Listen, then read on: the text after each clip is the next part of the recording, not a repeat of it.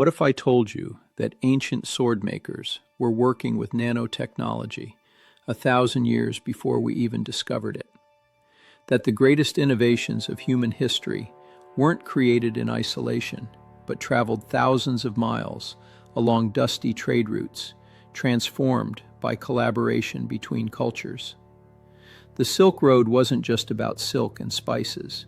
It was the world's first innovation superhighway, carrying revolutionary technologies that would reshape civilizations. Today, we're unearthing the forgotten geniuses whose breakthroughs in papermaking, engineering, and metallurgy changed everything. Let's step into history. For over 1,500 years, the Silk Road connected China, the Islamic world, and Europe in a network that transported far more than goods. Merchants, scholars, and craftspeople carried ideas across vast distances, creating an intellectual marketplace where knowledge flowed as freely as merchandise. Many technologies we attribute to Western innovation actually have their roots in this collaborative environment. The Silk Road challenges our notion of the lone genius and reveals a fundamental truth. The greatest human progress has always emerged from connection and exchange. But what exactly traveled these ancient routes? And how did these innovations transform our world? Let's start with perhaps the most revolutionary technology of all: paper. In 105 CE, during China's Han Dynasty, craftsmen refined a process that would democratize knowledge in ways previously unimaginable. Unlike papyrus or parchment, paper was relatively inexpensive and portable, making it ideal for widespread distribution. As it spread westward, reaching the Islamic world by the 8th century and Europe by the 12th, paper became the foundation of an information revolution. Here's where it gets interesting. The Catholic Church initially rejected paper as Muslim technology, delaying Europe's access to affordable writing materials by 2 full centuries. Think about that. Political and religious resistance held back progress, even when the benefits were undeniable. Eventually, paper's advantages won out, and combined with movable type, it sparked transformations in education, religion, and governance across 3 continents. The printed word became accessible beyond elite circles, fundamentally altering who could participate in intellectual life. Now let's debunk a common myth about gunpowder.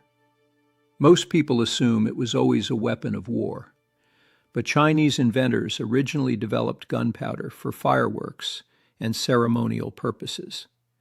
The militarization happened after the technology spread westward, primarily through Mongol conquest in the 13th and 14th centuries. The Mongols, who controlled vast stretches of the Silk Road at its height, actively transferred siege weapons and explosive technology across their empire. This wasn't just about gunpowder, though. Some of the most impressive innovations involve water. The Qanat system, horizontal underground tunnels with vertical access shafts, possibly originated with Assyrians or Persians, and spread across arid regions from North Africa to China's Xinjiang province. The Turpan Qanat system has been operational for over 2,000 years and still functions today. 2,000 years. That's engineering sophistication rivaling modern infrastructure longevity. Created without computers, without modern materials science, just empirical experimentation and brilliant design. But here's where history gets truly mind-blowing. Damascus steel, forged from Indian woot steel by Islamic craftsmen in Syria and Persia, represented the pinnacle of ancient metallurgy. These blades were both incredibly hard and flexible, avoiding the brittleness that typically came with high carbon content. For centuries, the technique remained mysterious. Then in 2006, modern scientists analyzing Damascus steel discovered something extraordinary: carbon nanotubes and nanowires of cementite. Ancient smiths were working with nanotechnology, creating structures we didn't even know existed until the 21st century. They achieved this intuitively, through generations of experimentation, without understanding the nanoscale physics involved. This represents materials science centuries ahead of its time, a testament to human ingenuity operating without formal scientific frameworks. Meanwhile, astronomical instruments and medical knowledge crisscross the Silk Road in both directions. Islamic astronomers between the 8th and 15th centuries refined the astrolabe, building on Greek and Indian traditions to create sophisticated instruments for navigation and celestial measurement. These tools would later enable European exploration during the Age of Discovery. Medical exchange was equally profound. Persian medicinal materials entered Chinese pharmacology, while Chinese herbal knowledge influenced Islamic medical practice.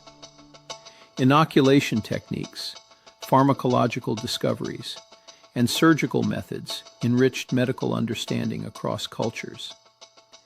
Many medicinal substances became known by terms referencing their origin along trade routes, even when their actual origins lay elsewhere, a testament to the Silk Road's role as the primary conduit for these life-saving materials. So what's the enduring legacy of these ancient innovations? Paper enabled the European Renaissance and Reformation by making books affordable and accessible. Gunpowder transformed military strategy and the balance of power between civilizations.